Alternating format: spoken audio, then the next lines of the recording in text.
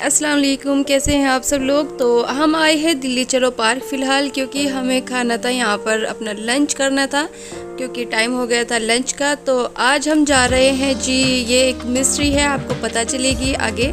तो अभी फ़िलहाल हम रास्ते में रुके हैं, थोड़ा सा चिल आउट कर रहे हैं। और ये वाले पार्क में हम फर्स्ट टाइम आए हैं। और ये वाला जो पार्क है ना, ये है जी बिल्कुल बिहाइंड द रेड फोर्ट। ये बिल्कुल लाल किले के पीछे है और बड़ा ही खूबसूरत पार्क है। ये देखिए यहाँ पर कुत्ते भी मौज मार रहे हैं। ये हमारे हैं आलू के पराठे, जो कि हम पैक करके लाए थे और अचार के साथ। क्या मस्त लग रहे थे खाने में। पता है ना कि घर पे जो चीज़ अच्छी भी नहीं लगेगी, आप ट्रैवल करें और बाहर जाएं तो वही चीज़ बहुत ही ज़्यादा टेस्टी लगती है। तो जी अब चलिए आपको बता देती हूँ, यहाँ पर मैं जो मिस्ट्री है उसको ओपन कर देती हूँ। तो आपने जैसे कि नाम पढ़ लिया, हम आए हैं हुमायूं का मकबरा और फर्स्ट टाइम अपनी लाइफ में विज़िट किया है हमने यहाँ पर। हालांकि हम दिल्ली में ही रहने वाले हैं, लेकिन फ़र्स्ट टाइम हम आए हैं यहाँ पर। तो ये देखिए यहाँ पर QR कोड इन्होंने किया हुआ है, मतलब आप यहाँ से टिकट ऑनलाइन कर सकते हैं, लेकिन ये चल नहीं रहा था।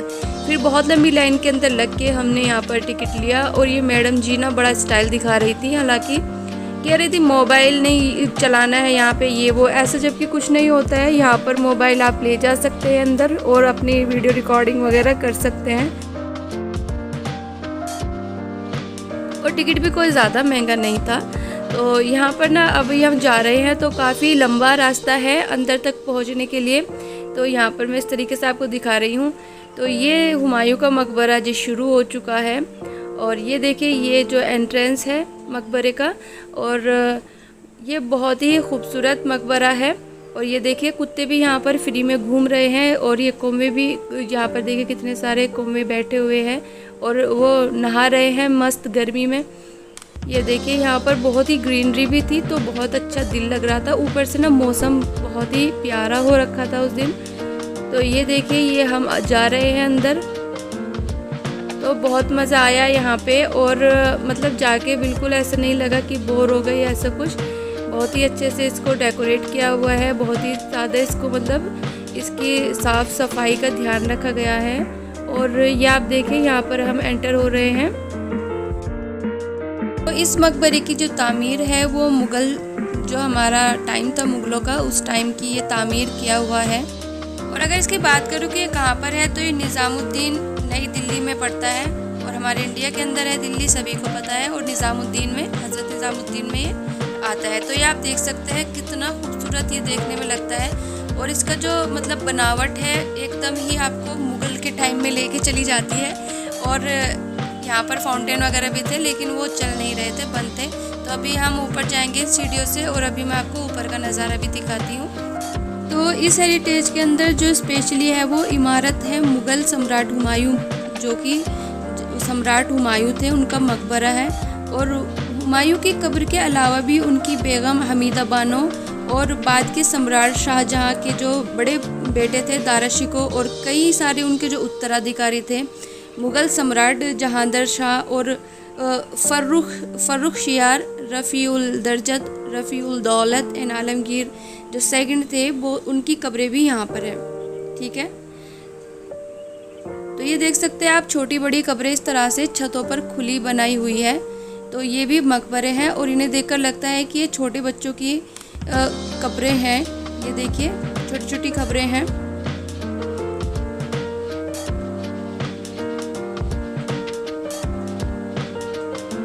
और इसके अंदर बहुत सारे बागीचे भी हैं, जिनको चारबाग शैली के नाम से बुलाया जाता है। मतलब चारबाग शैली, वो उनका गार्डन जो होता है, वो भी यहाँ की एक स्पेशलिटी है।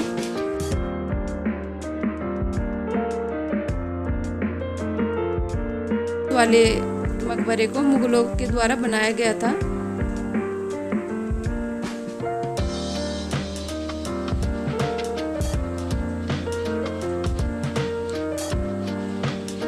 तो ये जो मकबरे बनाए जाते थे, जो सम्राट होते थे, बड़े बड़े राजा होते थे, उनकी जो कब्रें होती थी, उनके लिए इन मकबरों को बनाया जाता था।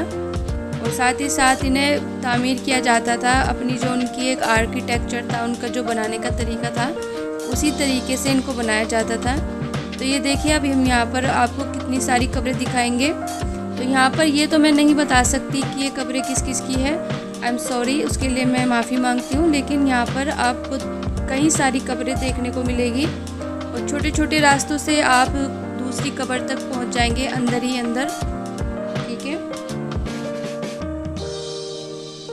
तो अगर हम इसको कहें कि ये एक लाल ताजमहल है तो वो कहना गलत नहीं होगा।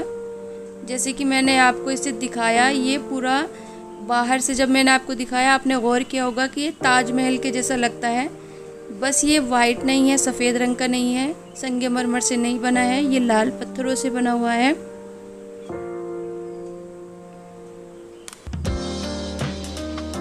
तो ये आप देख सकते हैं इस तरह से छोटी छोटी अंधेरी सी गलियां बनी हुई थी अंदर ही अंदर, और ये जालियां लगी हुई थी और हर जाली का जो डिज़ाइन था वो एक दूसरे से अलग था और इन जालियों से हल्की हल्की रोशनी अंदर आ रही थी। अगर इन मकबरों पर हम रात में जाएं तो मैं सच बता रही हूँ कि बहुत ज़्यादा डरावना मंजर होगा, क्योंकि यहाँ पर बिल्कुल भी लाइट का इंतज़ाम नहीं था। और अभी जब हम एक और कब्र बनी हुई है इसके अंदर मकबरा है, हम वहाँ पर जाएंगे तो मैं वहाँ पर आपको दिखाऊंगी कि वो तो बहुत ही ज़्यादा खौफनाक लग रहा था देखने में, साथ ही साथ उसका ना कुछ ज़्यादा ध्यान भी नहीं रखा हुआ था। लेकिन अपने आप में ये जो इमारत है बताती है कि क्या शान थी उन मुग़लों की जिन्होंने इसको बनवाया है। और हमारे इंडिया के अंदर उन्होंने ऐसी ऐसी चीज़ें बनवाई है कि जब हम देखते हैं तो हमें पता चलता है कि हाँ, उन लोगों की अपनी क्या शान होती होगी। साथ ही साथ इस टाइम पे हमारे इंडिया के अंदर ये हेरिटेज बने हुए हैं और बाहर के मुल्कों से लोग देखने आते हैं स्पेशली, तो ये हमारे लिए एक बहुत ही ज़्यादा गर्व की बात है।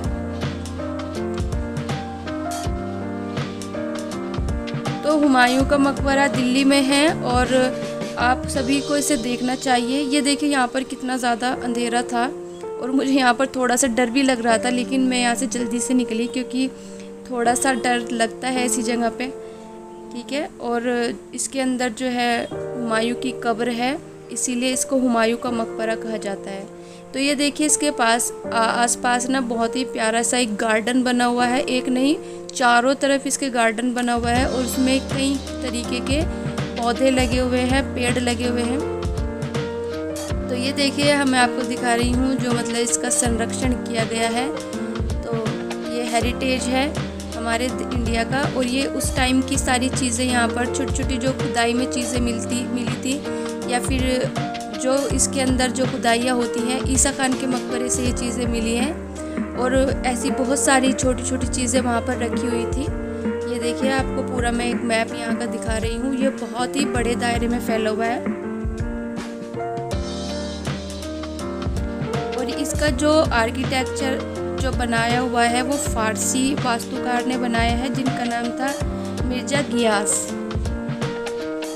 ये देखिए पूरा इसका एक मैप यहाँ पर बनाकर रखा गया है, इसके ज़रिए आप इसको पूरा देख सकते हैं कि कहाँ पर क्या चीज़ है इसके अंदर।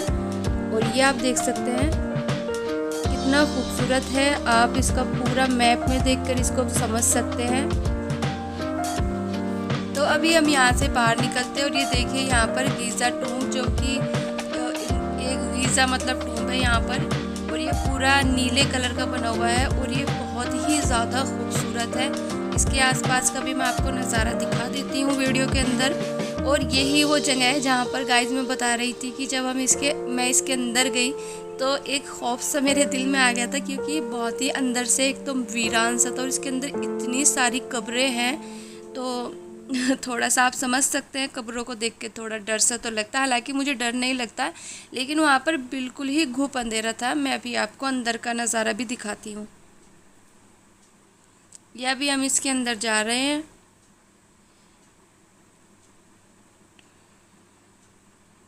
और ये मुग़लों के टाइम का जो आर्किटेक्चर था, वास्तुकला थी, उसका एक बहुत ही खूबसूरत नमूना है। साथ ही साथ जो दिल्ली में हुमायूं का मकबरा है 16वीं शताब्दी में बनाया गया था और हर साल लाखों राष्ट्रीय और अंतर्राष्ट्रीय जो पर्यटक हैं इसकी ओर आते हैं इसको देखने के लिए। ये देखिए कितना ज़्यादा अंधेरा है इसके अंदर और आप देख सकते हैं कितनी सारी कब्रें इसके अंदर है। और जाहिर सी बात है इन सब में अलग अलग इंसान है। तो ना मैं सोच रही थी कि इन चीज़ों को देखकर इंसान को इबरत हासिल करनी चाहिए कि देखो ये लोग कितने अपने टाइम के अमीर तरीन लोग थे, और इनका शासन जिन्होंने पूरे देश पर पूरे दुनिया पर किया है वो भी आज खाक सार हो गए और खाक में मिल गए। तो यही इंसान की हकीकत है। इंसान मिट्टी से बना है और मिट्टी में ही जा मिलना है। इसीलिए अपने आप पर तकब्बुर करना, घमंड करना और अपने आप को ये समझना कि हमसे ऊंचा कोई नहीं है, तो इस चीज़ को इंसान को अपने दिल से निकाल देना चाहिए। आपस में प्यार से रहें, मोहब्बत से रहें, एक दूसरे को माफ़ करें और ये समझ कर चले कि आखिर में हमें इस मिट्टी में ही मिल जाना है। तो यहाँ देखकर मैं सिर्फ यही सोच रही थी कि देखो ये लोग अपने वक्त के कितने बड़े बड़े लोग हैं, और आज ये कब्रों में सोए हुए हैं, मिट्टी में मिल चुके हैं। कोई इनको देखने आने वाला नहीं है, कोई इनसे पूछने वाला नहीं है कि तुम्हारा हाल क्या है। तो दोस्तों यही ज़िंदगी की हकीकत है, और इस ज़िंदगी की हकीकत को हम जितनी जल्दी समझ लें हमारे लिए उतना ही बेहतर होता है। और अपनी ज़िंदगी को एक बेहतरीन राह पर हमें लेकर चलना चाहिए, जिससे हमारी दुनिया और हमारी आखिरत दोनों बनी रहे। उम्मीद करती हूँ आपको वीडियो पसंद आया होगा। वीडियो पसंद आए तो लाइक ज़रूर कीजिएगा। अल्लाह हाफिज़।